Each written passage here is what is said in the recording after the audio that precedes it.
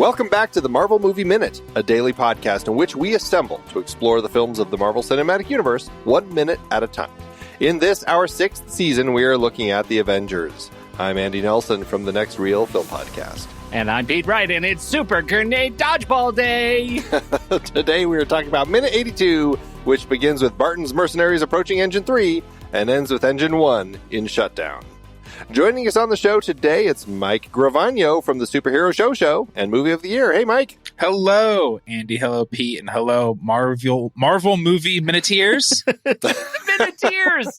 How has it been 6 seasons and we've never heard that? That's fantastic. My goodness. Now we need little hats with like little M's for ears. The Minuteers. Oh, definitely. Absolutely.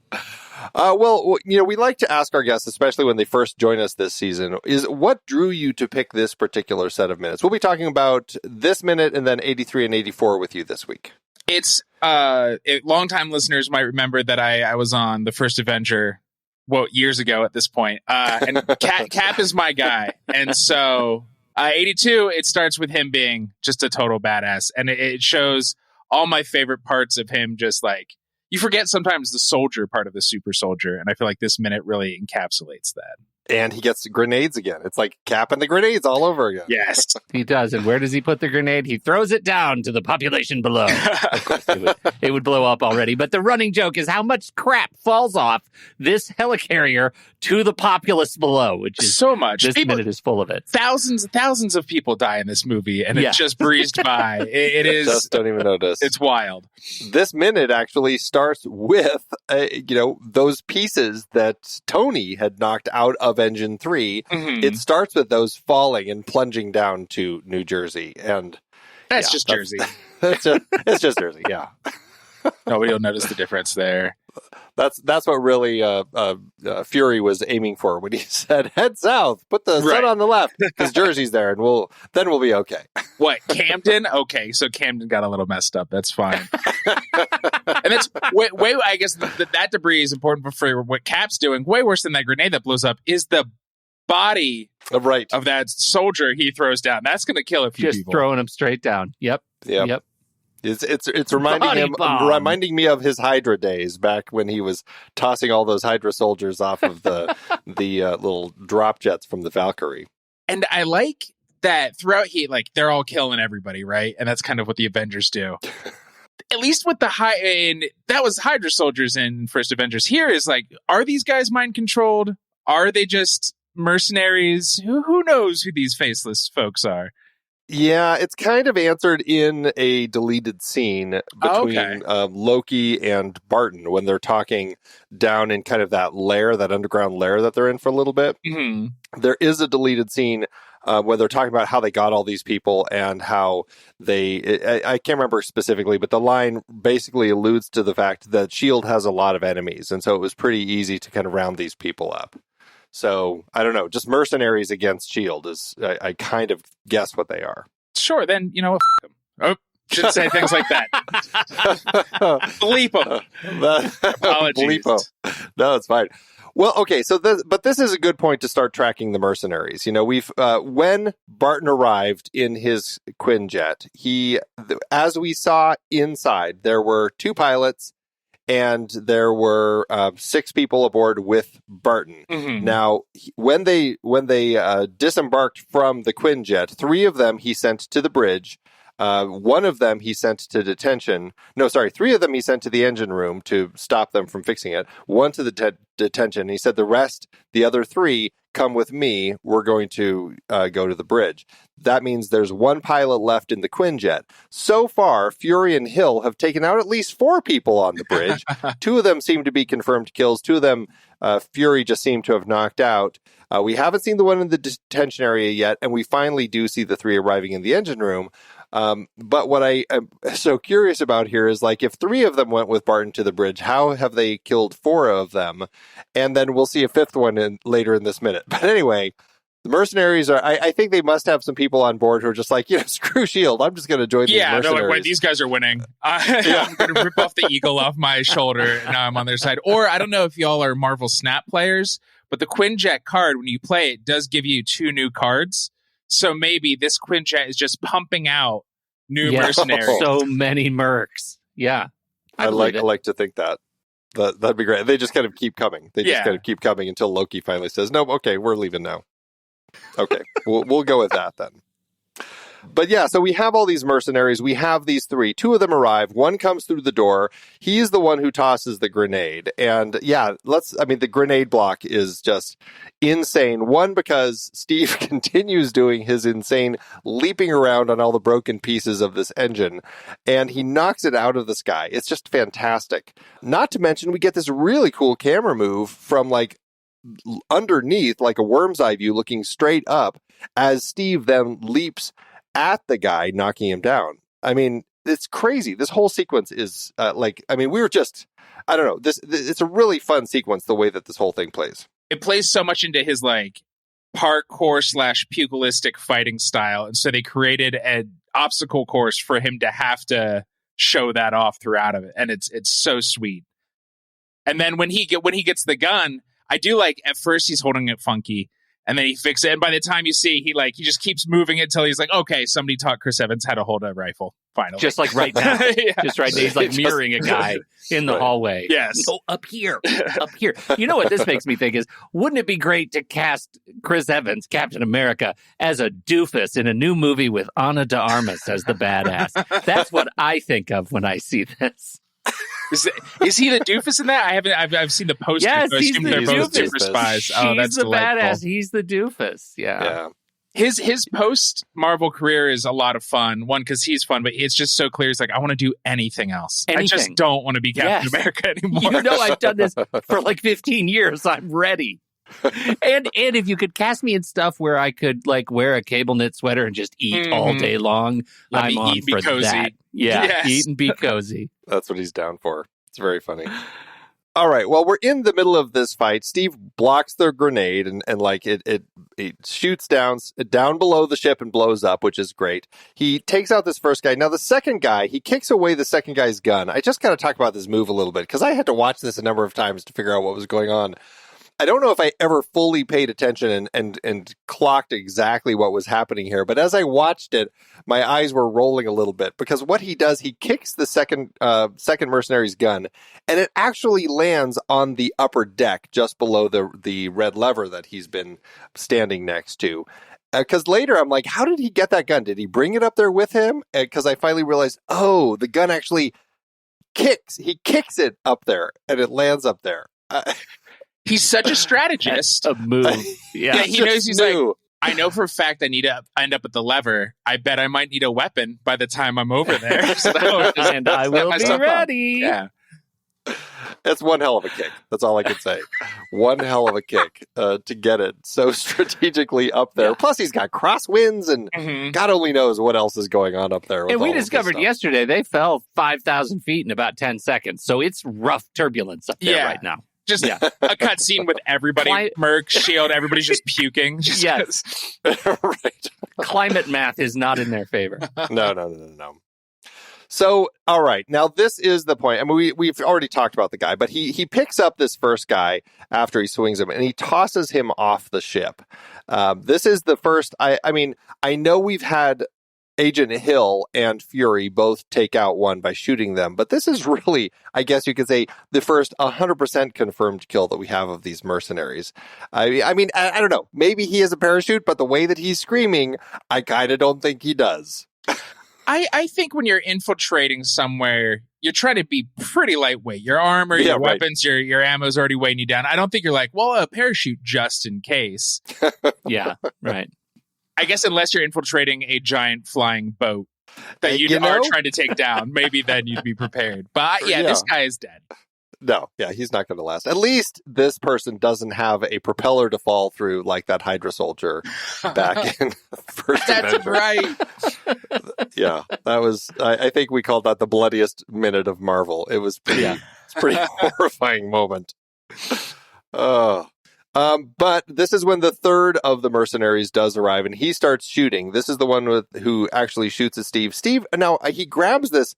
I don't know. It took me, at first I was like, is this a gun? What is he throwing here? It's actually like a broken pipe or something. He picks it up and he throws it. It shorts a panel out on the wall. It's one of those moments where it hits a panel on the wall and it short circuits it. And I fully expected like a Star Wars moment where the door suddenly shut because, he shorted it. Like, was that a weird thing for him to short something and then nothing happened with it? Or does it keep the door open?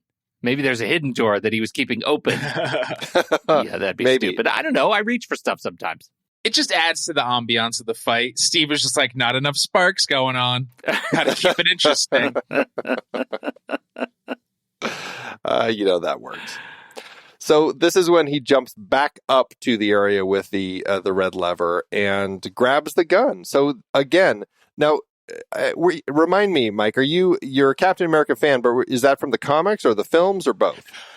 Both. And at this point, the weave in and out, it's, I think, a little before the Avengers is starting in Captain America comics, because my friends, as you do when you're in a group of folks, you start assigning each other roles. And so our friend who was short and hairy, he was Wolverine. We had like pint glasses. The big guy was Hulk, and I was in the army at the time. And so I was Cap. And so I just suddenly had an influx of socks and shirts and hats and things. Just people gave me Cap. And then I started reading them more and more. And then the movies came out. I was like, yeah, this is my guy. That's fine. Gotcha. You started answering to Steve. Yeah. And right. We call it manifesting. You manifested yourself as Captain America. I say on your left. I try to run as fast as I can past people. All the time. I only make left turns. Slap every grenade-shaped thing out of the air. Yes. If you're round and small, look out. Or you just dive on it and just lay on it in the hopes that nothing happens. Well, okay, so this was my question, though, about Captain America, because I know it came up last season with a number of guests. The idea that this Captain America that we have in the film is somebody who is a soldier and he's using a gun, which as a superhero, we don't normally see him doing. Right. Here we actually have him grabbing a gun and using a gun, though. And is that something that he does often in the comics, or because he is kind of a superhero, does he usually use other methods rather than guns? I think it really is other methods. And that's when in the comics, when Bucky became Captain America for a while, that's kind of how they differentiated him in all his covers and pictures. Bucky was the Cap who uses the gun. I think at that point in the comics, Steve, post-war, is like, well, I'm still fighting, but it's different, and I should, only smash people's faces in with an unbreakable metal shield. I should no longer use the brutal weapon of a pistol. Leave them bloody and broken instead of with a small hole through them. Exactly. The line must be drawn here and no further. Right. Wow. All right.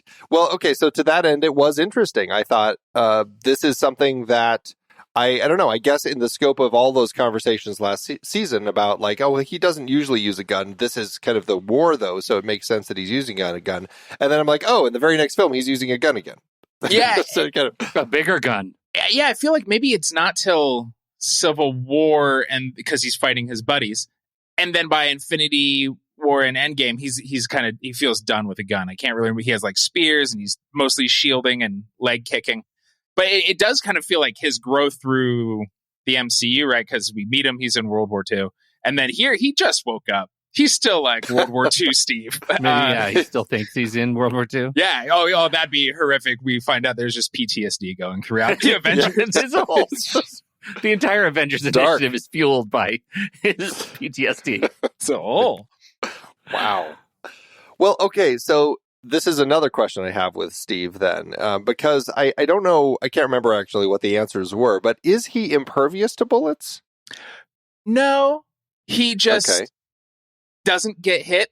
This specific merc has you know when your brain just dies? Stormtrooper aiming. Yeah, Stormtrooper aim. Yeah. I was going to say Starship Trooper. I was like, that's not right. That's Giant totally different. Yeah. Well, it's kind of similar to this one. Yeah. Also bad. Yes. Although you could say distant relative to the Chitauri. Yeah. Oh, facts. Yeah.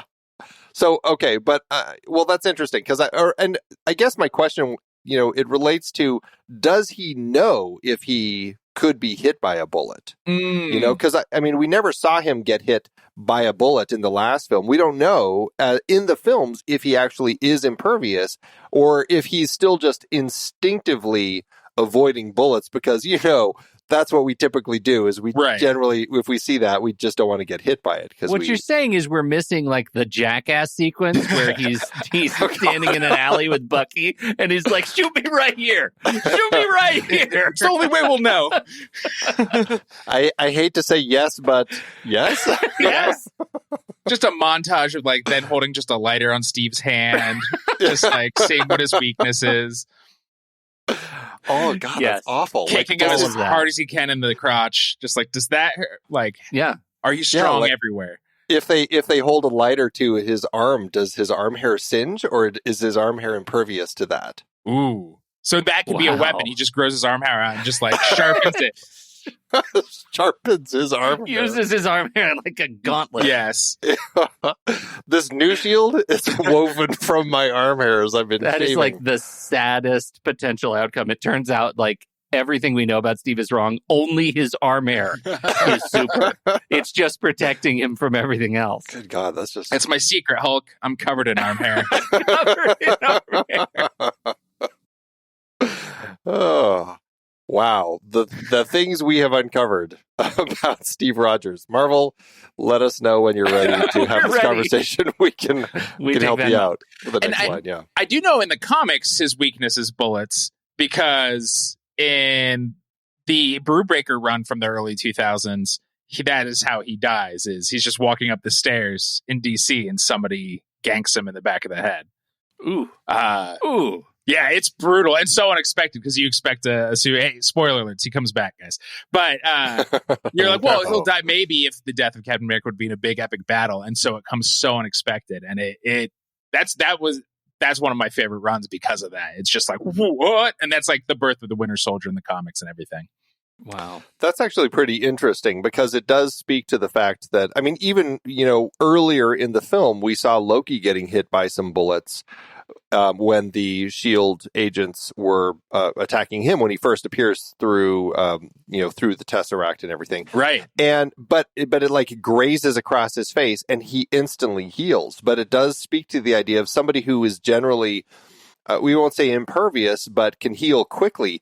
If it hits you in the right spot, i.e. like a headshot, as gruesome Right. as it is to talk about this, but something where it like goes through your brain and blows out the back, that might be something that even somebody like Loki couldn't necessarily come back from. Right. That's a real like Hulk and Logan and Deadpool only. Mm-hmm. Yeah.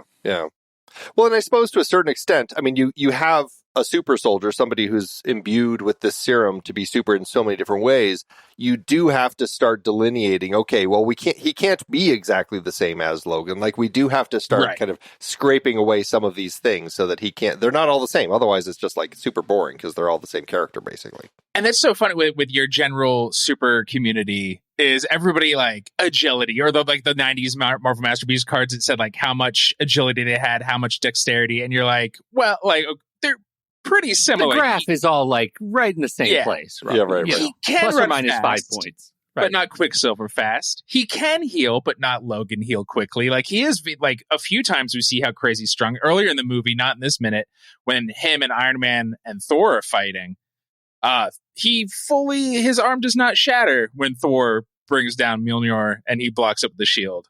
Yeah, right. Thor's the one who gets blown back. So you're like, how strong is Steve?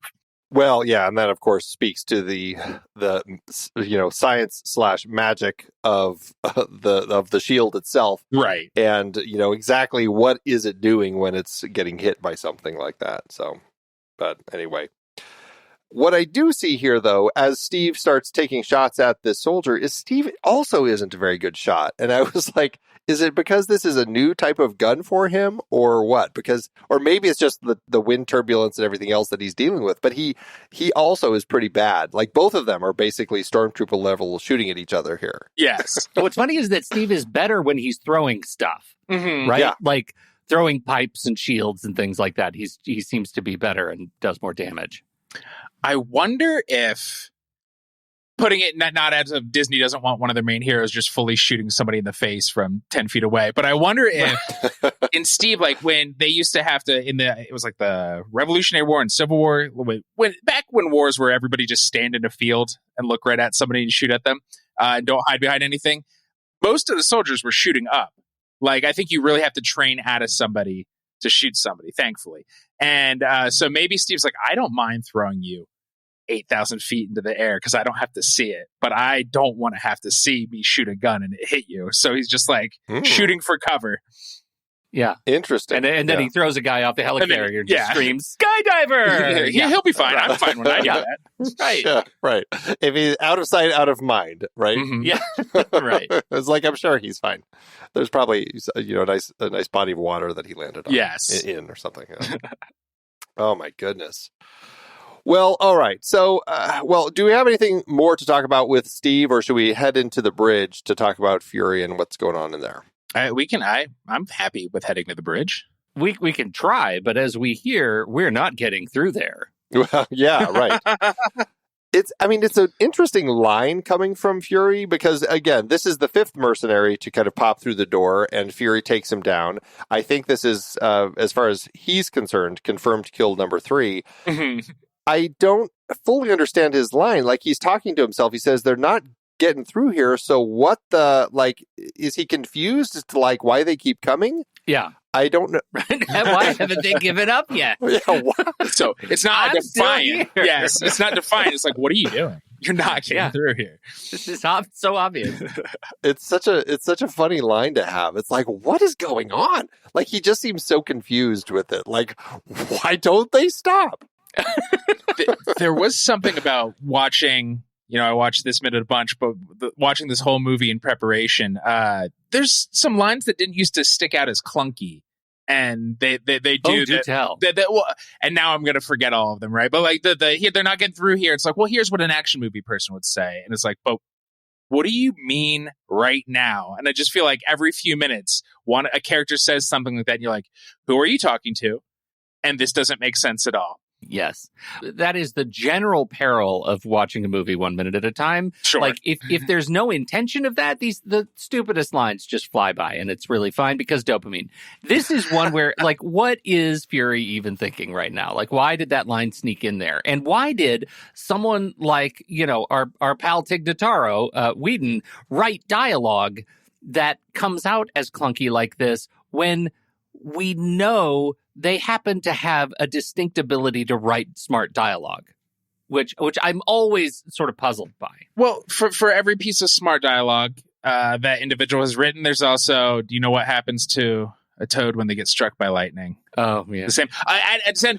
Most people use that. I actually like that line a lot. Yeah. I think that, but like, it's hated on, but I'm like, yeah, that's, that feels like I'm not used to being an action hero. I'm going to try something. Mm-hmm. But maybe Fury, knowing he's the commander of this bridge, is saying it for the SHIELD agents who are, kind of acting like not soldiers. They are all, I know getting attacked is pretty scary, but suddenly they're all like, we're just civilians running around. I have no military training. What should I do right now? I'm just an engineer. What? Right. Why us? Why us? It's very funny, and I do question it. But hey, you know what? Fury and Hill seem to be doing a great job of keeping them at bay and largely keeping people safe until, as it turns out, Clint has decided to, I don't know if he's been crawling through the air ducts or what, but because he has not been around very much in this big attack. He has not been around at all. And he's the one who led the charge, but he snuck up through this vent, and he's basically in a vent now, way up high, looking down over all of this. And we see him shoot 2 arrows. The first arrow, I'm so curious about your opinions on his decisions with these arrows, knowing he's mind controlled. The first arrow he hits, it hits the far upper wall and blows up. We see a couple stunt players go flying off. It's fun. I don't know if it's just meant to be a distraction. But, and then the second one is the one that obviously is the one he wanted to do. It's, according to the Marvel Wiki, it is his data arrow. Ooh, you gotta have a data arrow. You gotta have a data arrow. He shoots it, and it conveniently has all of its pins that line up perfectly with the slots so that he can shut down Engine 1. But why, if he's mind controlled and he is like game to take down anybody, why doesn't he aim at Fury at any point and take Fury out or Hill out or something like that? Well, I guess if you use your bomb arrow on Hill or Fury, they will get blown up and die, but then everybody else could, in theory, still do their jobs. Where if you blow out the wall, then the air sucks you out, and it's more chaos going on. We're going for the rapid decompression. Yes. Theory. Okay. Or some little tiny part in the back of Clint's head is like, I can't take out these two. I know their names, so I'll make sure my arrow kills people's names I don't know. Yeah. Their names don't end in a bridge number. Yeah. I do think there's more to that, and as we see later in the catwalk, doing their thing on the catwalk later when he gets punched in the face, like yet more of Clint is coming through the brainwash. That's what I see when I watch this thing. Like he's emerging. Right. Also, data arrow. Right. He has data to collect. He can't blow anybody up until he collects his data. Not collect data, corrupt data, right? Yeah, corrupt data. Right. That's first. Exactly. Corrupt. Well, I guess the issue, this is a frustrating thing to come up because I know, as somebody who's watched the deleted scenes, we've talked about the deleted scenes, he has this conversation with Loki about why he was unable to shoot Fury that time. I mean, he asked him, and he's like, yeah, maybe there's something that was keeping me from doing that, and I'm unsure. Like, why do they cut things like that? Because it would answer questions when they come up in situations like this. Yes. That is one of the most frustrating things about that particular deleted scene, and I kind of can't stop thinking about it just because of the fact that it answers so many things in just like a minute and a half. Right. Like it fixes stuff. And we have a minute and a half to spare. Right. I think. You seen how long this movie is? Really, we're fine. They could easily squeeze that back in here. Yeah. Yeah, because let's see, that also had, it just had the stuff we were talking about where they got all these mercenaries from. That was also in that conversation. And let's see, I'm trying to remember. And it leads to a little bit about kind of their upcoming plans for Stuttgart. And so, like, there was a lot of information in that scene that really could have kind of helped with all of this and made it a little less, just clunky with some of this stuff. Yeah. And maybe it's just breezed by. They weren't at the point where they're like, we have to have a cave scene that stops all momentum. That Thor is just in Age of Ultron. Right now, they're just like, make it breezy. Let's just go. No explanations. Yeah, right. Just so I can forget that. Let's just have fun.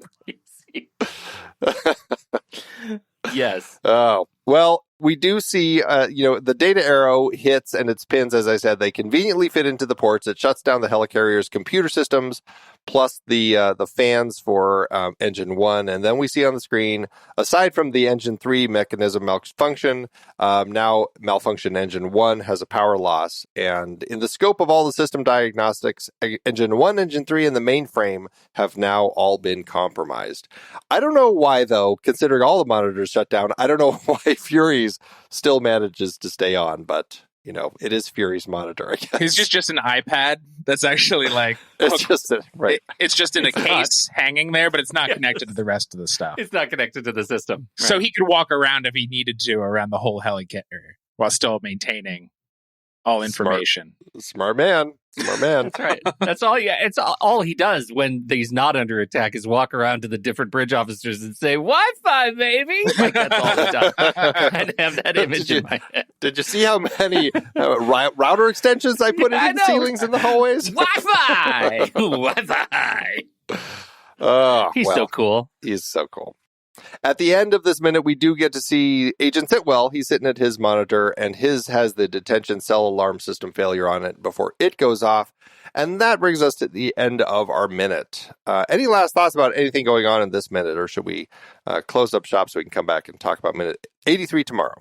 I guess the last thing is just Sitwell. It's so hard to remember. Like, I don't think we know his name here. I think I first learned his name in a Marvel one-shot. Probably. And it's just like, he's just a guy, and so smart for just being like, well, we cast this kind of nameless guy. Let's make sure he's a evil Hydra agent in a couple movies. Like, just in a couple movies. Yeah. He didn't know. He did not know in 2012 that he was going to keep getting bankrolled by Marvel for a while. Right. Nice work if you can get it, Sitwell. we'll talk about this in tomorrow's minute, but he's actually not credited as Sitwell in the script at all. He's credited as shield worker. So it's interesting, like, what point did they decide we want this person to be a little bit more? Right. I wonder if it's the one shot. Like, wouldn't that be weird if it was the one shot that got Maximiliano Hernandez, like, all of the additional parts? Like, they said, hey, we need to bring somebody back to talk with Coulson for this one shot. How about you, shield worker? Yeah, you're around. Because, isn't it? It's a funny thing happened on the way to Thor's hammer, right? Isn't that when they meet up and chit-chat? Or That's I think the one where Coulson... 47. No, it's not item 47. Let's see. A funny thing happened on the way to Thor's hammer is when Coulson stops the gas station robbery. In the 7-Eleven, he goes, John Wick. Yeah. It is... There's so many. It's been a minute. It is... Hold on. Now I got to figure out. It is the consultant. The consultant. Yeah. That's the one where they're rewriting the kind of the focus of that end conversation from the Incredible Hulk, so that it's about the Abomination and that whole thing. So right, but yeah, good old Marvel one shots. So, well, that's it for a minute 82. So, Mike, tell everybody about some of the stuff that you are up to out there on the interwebs. Certainly, if you want to hear me and other fine folks talk about every single live-action TV show based on a comic book, that is the Superhero Show. But at this point, Sweet Tooth Season 2 is out. We are still suffering through The Flash. Gothamites, unfortunately, is doing well. But I swear there's stuff we like out there. But check that out. And if you're like, more movies, that's Movie of the Year, where every season is a different year. We build a bracket and make them fight. Right now, we are wrapping up 2002. Oh, let's see. Ooh. We just, over in our other show, The Next Reel, we've just finished recording all of our episodes for the Lord of the Rings trilogy. And we were debating amongst ourselves, Two Towers or Chicago? And we still landed on Two Towers. But I know you don't want to spoil as Lord of the Rings movies go? Or just as far as the 2002 movies go. Oh, okay. I was going to say, I prefer Chicago, but I do think Two Towers is probably a better Lord of the Rings movie than Chicago. Probably does work better. Yes. What else is on the bracket for 2002? What else? We couldn't normally whittle it down to 8, and this year we couldn't. So it's the biggest bracket we've had. We've had 16 movies, which is a lot. Minority Report, Born Identity, Russian Ark, which is this crazy artsy movie. It was a phenomenal, interesting, a one shot, which there's a cute little CGI one shot that happens in the Avengers movie. That is fun to watch. But now that I've seen Russian Ark, I'm like, all right, guys, that was supposed to be painted. What else is on there? Talk to Her. There's so many freaking movies. Was The Pianist? Is The Pianist that year also? And The Pianist is that year, and we said no, that is not one of our 16 movies that make it. Because we start with 64, and then we whittle it down to the ones we'll actually watch. Wow. And The Pianist didn't make it. And we've been like, we've done it, whatever. Been there, pianos. But we got to do Minority Report. Yeah, right? Yeah, no, that's a good one. Well, that's awesome. Well, we will have the links for all of Mike's great stuff in the show notes, everybody. So check those out for sure. Mike, thank you so much for joining us today. We're looking forward to having you back tomorrow. Yeah, thanks for having me. And that's it for today. So, Pete, thanks as always. Yeah, I don't think the Helicarrier's going to make it. I'm still thinking it's going to fall to a fiery plume. Until next time, true believers.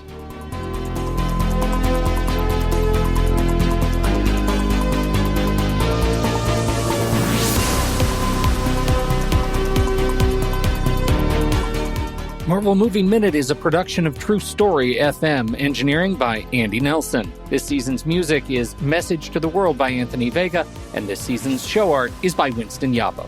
Find the show at truestory.fm. If your podcast app allows ratings and reviews, please consider doing that for our show.